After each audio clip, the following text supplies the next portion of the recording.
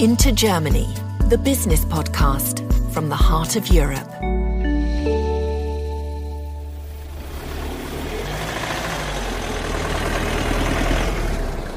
This is the sound of the past and largely the present.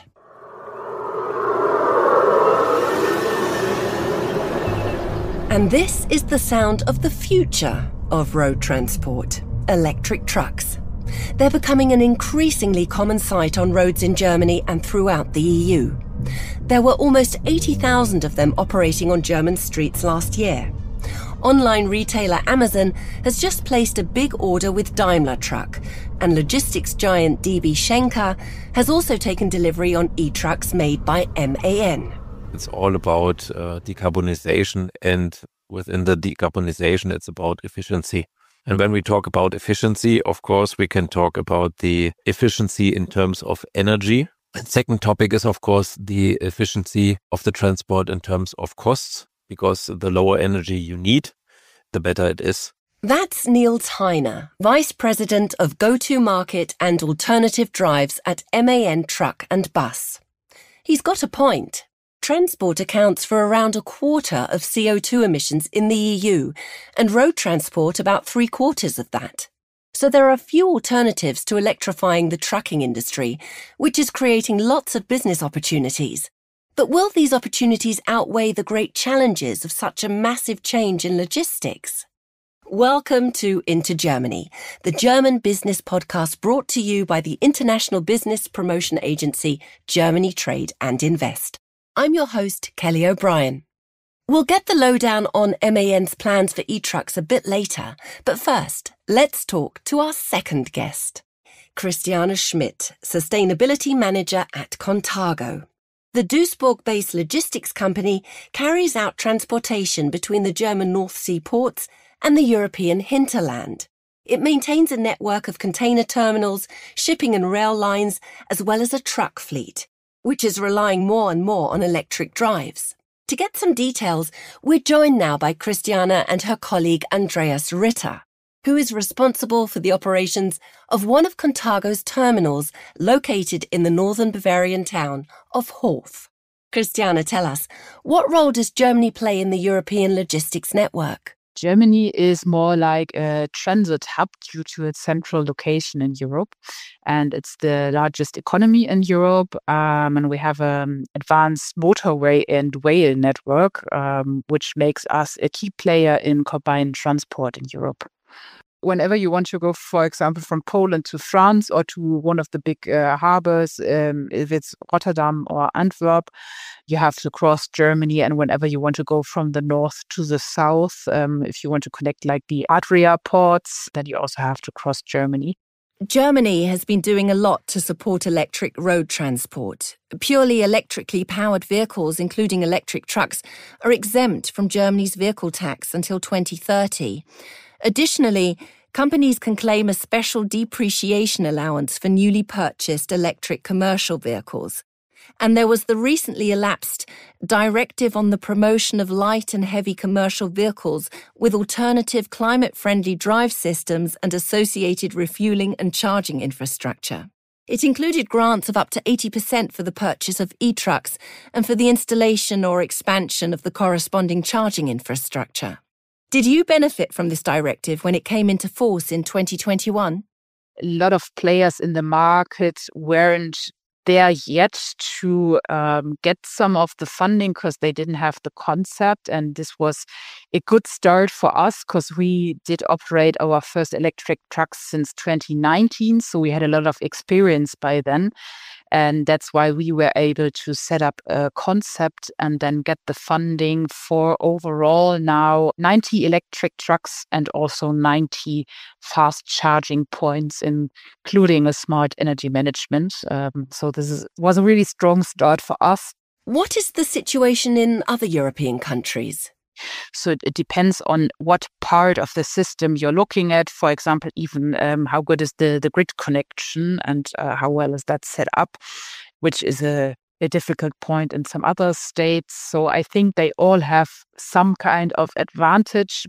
When we're looking, for example, to Switzerland, you have this fee that you have to pay when you're crossing from Germany to Switzerland, which is pretty high, but you don't have to pay that if you're using electric trucks, which makes transports from Germany to Switzerland or the other way around with an electric trucks competitive with the diesel trucks already right now. And then, for example, in Poland, they have great funding projects. In the Netherlands, they already have a good charging network for electric trucks and are also setting up a route for dynamic charging right now, which is also a great solution to charge the trucks or to switch a huge amount of trucks to electric.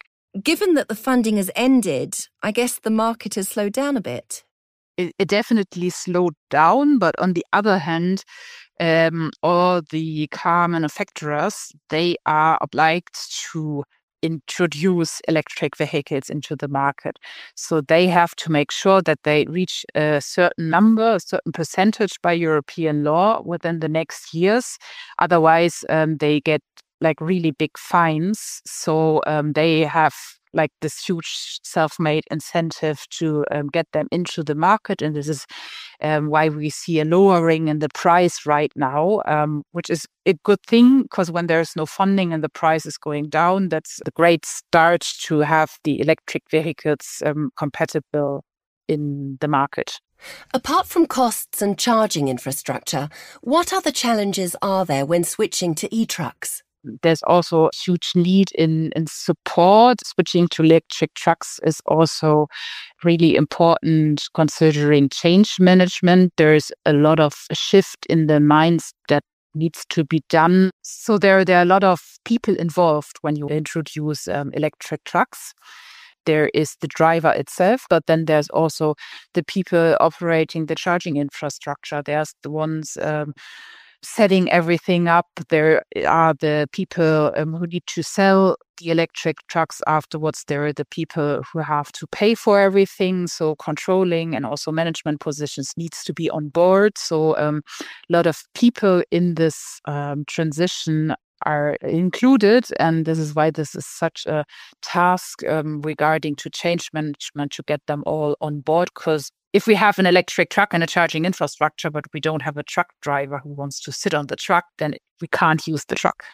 Andreas, you're in touch with the drivers on a daily basis. What's your experience? For the Hof location, we have currently 4 electric trucks here running in our daily business. And in the beginning, the drivers were really skeptical because they said, okay, it's going to be a different driving experience. We don't know how far the trucks will be able to go.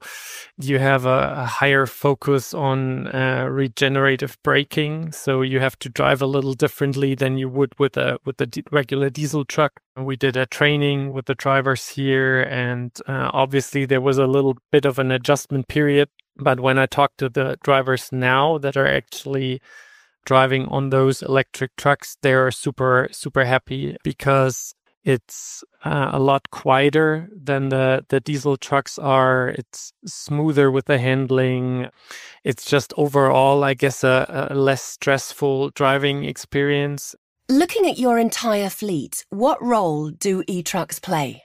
Contargo overall is operating 1,000 trucks, and of those 1,000 trucks, there are roughly 300 for long-distance transports and then 700 for the short-distance transports from our container terminals to our customers. And we expect that we can switch all those short-distance transports to electric trucks within the next years. We committed ourselves regarding our own trucks. We won't be buying new diesel trucks. We will just buy new electric trucks and then try to engage our subcontractors and set up some incentives for subcontractors to make sure they also have a good transition to electric trucks. And there the goal is by 2035 to have 40% electric trucks in our fleet. Transporting goods from A to B involves countless stages. Ship, rail, road. It's a finely tuned network. How will things change when the switch is made to e-trucks? Here, I'd also like to divide between the local transport and the long-haul transport. For the local transport, the diesel trucks can largely be replaced by electric trucks. That's pretty easy. They're suitable right now for every kind of transport, and also, for example, for transporting hazardous goods in box containers. That's also allowed with the electric trucks, and there's already one on the market available, one electric truck who's also available for transporting hazardous goods in tank containers. So there is really no reason why not to switch to an electric trucks. The main difference is that the electric truck is slightly heavier, and that impacts the load capacity. And then for the long-haul transport, the charging infrastructure is a critical point. So we have now the newest generation of electric trucks, which is the e-Actros 600, and that one offers a range of 500 kilometers. And that's enough to match the driving times between the mandatory breaks. So enough kilometers you can reach, and then the driver anyway has to stop. But then you need to make sure that he doesn't have to drive somewhere all the way off the road to charge his vehicle. And then there needs to be a proper stopping point where he can also do a proper break, has everything he needs around. So the long-haul transport really depends on overcoming this range limitations by setting up proper charging infrastructure. So if we look at the current charging infrastructure, is it possible to deliver goods with e-trucks to every corner of Germany? So whenever you're asking a truck driver, he'd say, what's most important for me is that I can drive there with the whole truck, so I don't need to leave the trailer somewhere else and just go there with the machine, but go there with the whole truck. And then we have a lot of fast charging points in Germany, but most of them are designed for cars. Though the charging infrastructure needs to be designed to support such a high power for a longer time. And we don't have that many charging stations in Germany right now who are available to charge trucks and even make sure that the truck driver can go there with the whole truck. But that's in progress. So there is like a nice overview by the Nationale Leitstelle in Germany, where you can also filter for which charging station is available for me as a truck driver, and that it considers all those points I've mentioned. And you can also see where they are going to build the charging infrastructure. On official lists at present, there are well over 200 German charging points. A further 351 locations are planned. That would mean an additional grid connection capacity of roughly 3.5 million kilowatts. Can you tell us about that, please? Right now, the tender is open to construct the fast charging infrastructure for trucks at the managed and unmanaged rest areas. So whenever this tender is over, then they're going to start building. And I hope we'll see a lot of progress regarding this in 2025 already. So right now, we can just do like a few routes through Germany with a long-haul truck, which are already available. For example, Aral has a lot of fast charging stations already, which are available for truck. But by the end of 2025, I think there are a lot more charging stations available then. From the European Union, we have the AFIR mandates, which means that we need to expand the charging infrastructure by European law in Germany. That's at least 350 kilowatt charges per kilometer along the 10T network, where Germany is also part of. And this shows again that we have such a big, important role as the transit hub, that it's really important to follow this European law to set up the charging infrastructure, because otherwise all those cross-country transports couldn't switch to lower emission vehicles. And I think the second thing for me from an operational point of view, which is always interesting to know, is how much do you also have to pay at those charging stations. So that greatly differs right now, and especially if it's not your own infrastructure that you're charging at, it can be really expensive to charge at those available charging stations. And price in logistics is always a hot topic. So at the moment you can find customers that are also willing to pay more, but if you want to expand that to more customers, it's also crucial that the pricing will get similar to the diesel truck, and for that the pricing at the charging stations is also important. Speaking of customers, sustainability has become a selling point, but is there a willingness to pay a bit more for greener transport? I'd say there's still a great difference when you look at the different companies. I can say for the local area here, the larger the company, the more they're talking about it, the more they're thinking about their CO2 footprint and what they can do to reduce emission. And they're also willing to invest in infrastructure, to invest in projects with us to get those electric trucks running. The smaller the company, the less they are thinking about like new concepts, and the more the price is still relevant. Transformation always goes hand in hand with new business opportunities. Are there any partnerships and projects that opened up for you throughout this process? For us, this topic is really important for ramping up charging infrastructure and trucks in Germany. I did already say that there is this huge incentives for the truck manufacturers to get the trucks into the market. So they are setting up private charging infrastructure, which is really good for us because there we might get a cheaper price than we have at the open charging infrastructure. And then that would be also to talk to our customers where the truck is anyway standing at the ramp to get loaded. So there the truck is standing and waiting, which would be optimal to charge the truck. And often you have those huge roofs with a lot of space where you could put photovoltaic, and then the truck is standing there during the day and could be charged. So that would be a really good thing to partner with our customers and give them some feedback regarding charging infrastructure, because we have also some experience from setting up our own charging infrastructure, and then they are setting up their own charging infrastructure for all their subcontractors at the loading ramps. Andreas was already talking about that they are looking more and more into their footprint, and we are part of their Scope 3 footprint. So those companies who are already looking at their Scope 3 right now and see that there's huge impact regarding their logistics processes. If you look back at all those years you've been dealing with e-trucks, what lessons have you learned? There's still development in the trucks. So like Kristiane said, there's a difference between how far the trucks can go. You just have to plan a little differently. Usually in the summertime, they were able to do 3 round trips for a customer. And in the wintertime, they probably can only manage to do 2 transports a day. So you have to get a feeling for what they can do. And that's important for dispatch. There's a lot of change going on, and there's a lot of misinformation in the market right now, a lot of old stories, and get yourself informed because a lot of them aren't valid anymore.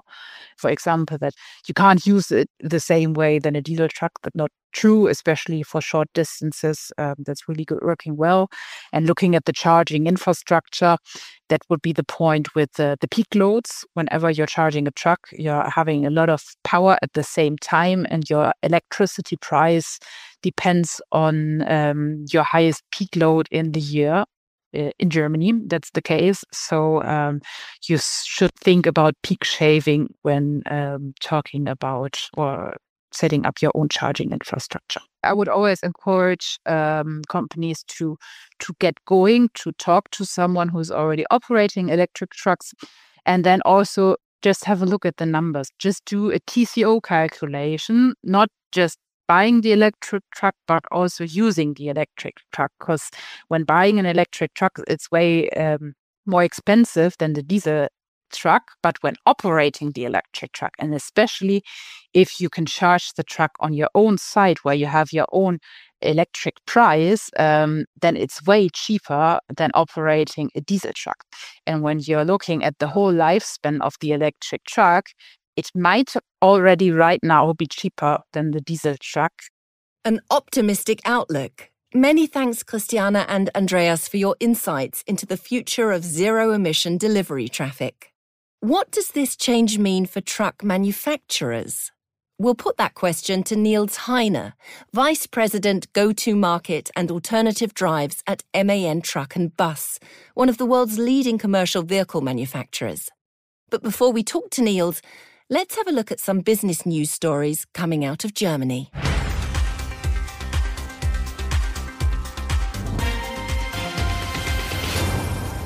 America first. The United States has overtaken China as Germany's largest trading partner. According to calculations by Germany Trade and Invest, Germany's international business promotion agency, trade between Germany and the US reached 255 billion euros in 2024, compared with 247 billion euros for China. It's the first time since 2016 that China was not Germany's largest trading partner. Hydrogen pipeline. Germany has signed a letter of intent with Algeria, Austria, Italy and Tunisia to create a new hydrogen corridor between Northern Africa and Southern Europe. The pipeline will be 3,500 kilometers in length and transport more than 163 terawatt-hours of hydrogen gas per year. Roughly a third of it will go to Germany. Capital growth. German biotech companies took in nearly 2 billion euros in capital in 2024, 78% more than in the previous year. That's according to industry association BIO Deutschland and consultants Ernst & Young. One focus was on companies involved in cancer treatment. They raised 898 million euros. The three largest financing rounds of 2024 in the sector were booked by companies in this area. €500 million. The European Investment Bank has extended a €500 million line of credit to lithium company Vulcan Energy in the southwestern German town of Landau. The Australian-German firm aims to produce enough lithium hydroxide monohydrate per year to cover the demands of 500,000 electric vehicles.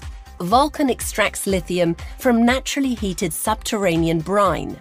In doing so, it also produces renewable geothermal energy for local communities and industry. And finally, changing gears. Germany's regional states and municipalities continue to underwrite the country's transition to electric mobility. The state of Baden-Württemberg and the city of Tübingen are investing nearly 25 million euros in e-charging infrastructure, largely for buses. And North Rhine-Westphalia, the most populous of the German states, has earmarked 14 million euros to support various e-mobility projects, including expanding the charging infrastructure, especially for electric trucks. And with that, we're back at this podcast's central topic. Germany has a long tradition in truck construction and has always been at the forefront of innovation. Among the biggest players is MAN Truck and Bus, with an annual turnover of around 14.8 billion euros in 2023. As Vice President of Go-to-Market and Alternative Drives, Nils Heine oversees the company's transformation towards an emission-free future. The company's website states, "The future of MAN is digital, automated and electric." Tell us, Nils, why is that? It's all about decarbonization, and within the decarbonization, it's about efficiency. When we talk about efficiency, of course, we can talk about the efficiency in terms of energy. And there, an electrical vehicle has the lowest loss, I would say, from the production of the energy. And second topic is, of course, the efficiency of the transport in terms of costs, because the lower energy you need for, I would say, 100 kilometers, the better it is. And then especially if you compare electrical transport and H2 transport, there's no hydrogen in nature. So you always have to start from electricity. Then you have the electrolyzation. You make hydrogen out of it, and then you have to re-transfer it. Either you burn it or you make electricity out of it. And that's where you have a loss as well. And therefore you need 3 times more primer energy for H2 transport than with BEV transport. So electromobility is currently one of the most promising technologies within the green transformation of the logistics sector. Do you feel it's being prioritised sufficiently? I would say there could be much more focus on this topic because we are at the starting point. We have the products available and now we have to ramp it up.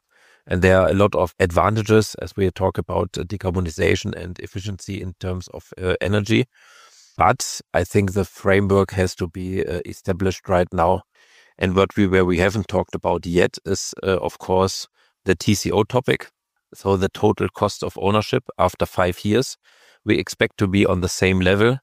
All costs, if it's the vehicle costs and the energy costs and service costs. And then afterwards, of course, the electrical vehicle gets way more cheaper. But what is changing, and that is important, is that at the moment, battery electric vehicle is like 2.5 times more expensive than a diesel vehicle. So you have a higher upfront investment when we talk with our customers. Doesn't matter which sector it is, if it's transport or municipalities or wherever, it's always at the beginning is expensive. And that's the challenge we are facing currently. We were talking to Contargo earlier on. One topic that came up was the government's decision to stop the funding for commercial vehicles with climate-friendly drive systems. What do you think? Are such support schemes useful? It's a very national approach that we see across Europe, but it's always time-wise quite limited. You open it for 2 months, then you close it, and then you get some orders. Some transport companies are changing or switching to e-mobility. Then that's the good news. But I think at the long term, our transport companies, they have contracts like 3 years, 5 years, and they need some planning stability, I would say. And that's why I would say the funding is, let's say, only one topic. It has to be a framework that has to be stable over a couple of years. Because one thing is the transport company, if they charge at their depot as well, they have to invest in charging infrastructure. And I'm not the specialist in financing, but charging infrastructure, if you have a depot, the depreciation works over years. It works for 10 years or even 15 years. And that's why they have more or less a stable system that they can, let's say, establish their financial company planning. That's quite important. It's about the stable framework, I would say, and it's about volume. That's also an aspect often mentioned when it comes to the establishment of the charging infrastructure. We as a manufacturer, of course, we have now done our investment and now we need volume on it and to ramp it up, to scale it up. That's one topic.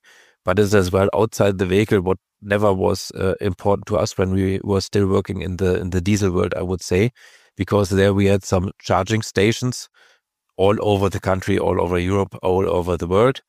If you see some old photos like 70 years ago, charging stations were quite small. And that's where we are at the starting point as well with the charging infrastructure. But if you would invest into a public charging station, you need someone who's purchasing energy from you so that you can sell. And that's why we need as well volume, I would say, in all dimensions. It's not only us as manufacturers, it's as well the charge park operators, how we call them, because they need a return on their investment as well. Let's take a look at the registration figures. In 2024, there were roughly 330,000 new trucks registered throughout Europe. A little over 2% were electric vehicles. In Germany, the figure was 4%. What is the situation like at MAN? We are currently starting by end of first quarter. We will have 200 new BEV vehicles on the streets. I would say it's the newest generation that we have. We have already launched 5 years ago a small version of the ETGM, so a medium truck, to gain some experience. In quarter 2, we will start our real serial production where we are able to ramp up the volume. And something special about our production is as well, in the same plant, we are producing diesel and electrical vehicles. So we are able to accelerate the switch towards e-mobility quite, I would not say quite easy, but we are able to manage it. Take us into the factory. What are the challenges of switching from diesel to e-trucks in terms of production? When you compare heavy vehicles with passenger cars in terms of variance, they are quite limited. We are used to have a quite broad portfolio on our production line. Nevertheless, in terms of how you construct the vehicle, it's different. We try to be as close to the diesel as possible, meaning that there where in former times was the engine and the gearbox, there's now a battery pack of the same dimension, so we use the space. So there we are quite similar. On the other hand, when you build the vehicle, you have these new high voltage cables, which are thick like a finger, I would see even more. And you need other capabilities in terms of how you build the vehicles, and as well the employees who are working there, they have to be reskilled. They have to work with high voltage systems. That's a huge change as well. And that's as well the reason why we start slowly with these 200 units. We take our time to bring it together. It's a serial vehicle, but it's more time consuming in terms of production. The other technical challenge is that we are facing with our customers as well to get the energy where it's needed. It's not the availability of energy in total. When you see it nationwide, it happens that some customers at one depot, they are easily handling it because there is energy available. And the other one, which is only a couple of kilometers away, it doesn't work because there you don't have the electrical infrastructure. So Nils, please get your crystal ball out. When will e-trucks become established on the roads? By today, we do not offer every diesel version that we have as well already as a BEV vehicle. But we had a look into our volumes that we have sold last year or the last 2 years. And 60% of the technical configuration we are able to provide as a BEV vehicles, which is quite a lot, I would say, when we are coming to the market. And of course, if there's no market, we are not able to sell. We expect, let's the beginning of the next decade, we expect to achieve 50% with battery electric vehicles, and then it will continue. But we expect, let's say, in 10 years, 2/3 or even 80% might be electrical when you have the electrical system working. And it's always the vehicle plus the charging. MAN has been active in Bavaria for almost 200 years. Its predecessor company was founded in Augsburg. It later merged with a factory in Nuremberg. This history is still reflected in the name. MAN stands for Maschinenfabrik, machine factory, Augsburg, Nuremberg. What are the advantages of Germany as a production location? Of course, we are very linked to Germany with our sites in Nuremberg and in Munich. Nuremberg in former times was our heart where we produced our engines, and Munich was or is still the production of our trucks. And I think our huge advantages on both sides. So we transformed Nuremberg, or we are still transforming Nuremberg from engine supplier only to a battery supplier, which is the new important thing in the truck. And the huge advantage that we have with these both sides, that we have production and engineering very close by, so that we in the phase of ramp up, where we have really one team that is working on to make this happen. And we even have another dimension that we have to add. Digitalization, of course, gets much more important because you have to understand your transport system, as the battery is impacted by, for example, on temperature and so on.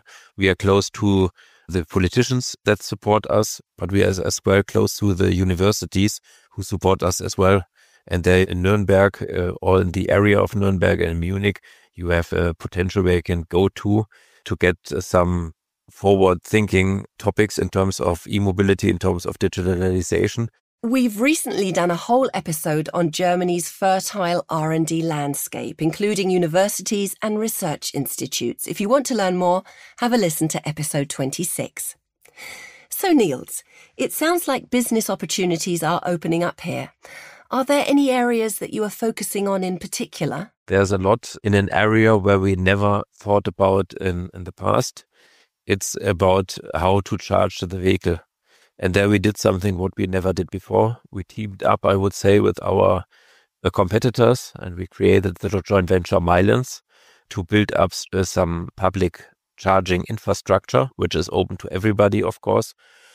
And we expect that this charging joint venture will supply like 1/10 of the charging points that we need in public charging across Europe. Another dimension is that we are charging with E.ON to electrify our service stations as well, because there we need as well charging infrastructure. And last but not least, we created a card which is called MAN Charge and Go, where we offer to our customers the broadest network of all charging points that are suitable for heavy trucks, because today, of course, a lot of charging infrastructure is only for passenger cars. And there we are partnering with all charging infrastructure suppliers, if it's the old oil companies, I would say, or some new players who have only electrical charging, to bring this together to have the best service for our customer. Before we end, tell us, why would you encourage other companies to jump on the bandwagon, or rather, the e-truck? I think beside all these charging topics and all these technical topics, driving an electric vehicle is quite impressive because it's so comfortable. It's very quiet inside. And what is very important for a truck as well, the maneuverability is way more easier than with a diesel. And that's why I would say just give it a try. Don't stick to your old habits, how you use a vehicle. There are a lot of people who are, let's say, somehow reluctant to this new propulsion concept. But once you've driven it, you see the advantages of it. Thanks, Nils, for that assessment. Like every country, Germany is still facing challenges when it comes to the transformation of its logistics sector. But as always, those challenges, as well as the necessary adjustments, mean lots of business opportunities. As usual, before we say goodbye, we'll take a look at how Germany works.